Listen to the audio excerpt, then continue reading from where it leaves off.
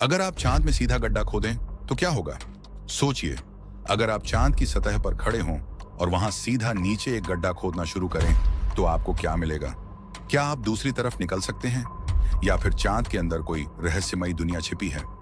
चलिए इस सफर पर चलते हैं। पहला पड़ाव, लावा ट्यूब्स। जैसे ही आप खुदाई शुरू करेंगे, सबसे पहले आपको लावा ट्यूब्स मिलेंगी। ये वो सुरंगें हैं जो लावा के बहाव से बनी थीं, जब चांद बन रहा था और ठंडा हो रहा था। ये गुफाएं इतनी बड़ी हो सकती हैं कि इनमें पूरा शहर बस सकता है। दूसरा पड़ाव, चांद की सतह, क्रस्ट।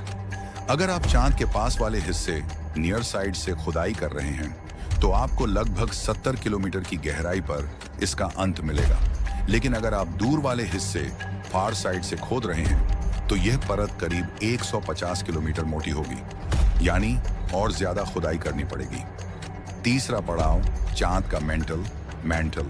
अब आप चांद की मैंटल में पहुंच चुके हैं। यह एक गहरा, ठोस लेकिन बेहद गर्म क्षेत्र है जिसके आखिरी 10% हिस्से में चट्टानें आंशिक रूप से पिघली हुई होती हैं और धीरे धीरे बहती रहती हैं। यहीं से चांद की सतह पर कभी ज्वालामुखी फूटे होंगे।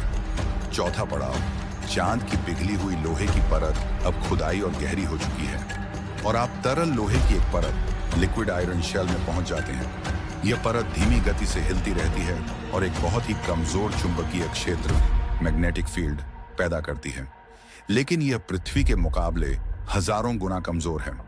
अंतिम पड़ाव, चांद का भीतरी कोर, इनर कोर।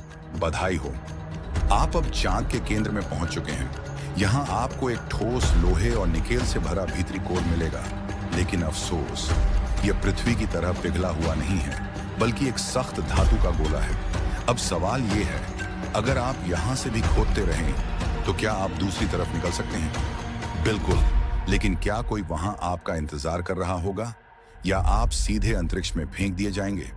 अगर आपको ऐसे ही साइंस और टेक्नोलॉजी की रोमांचक कहानियां पसंद हैं तो सब्सक्राइब करना न भूलें।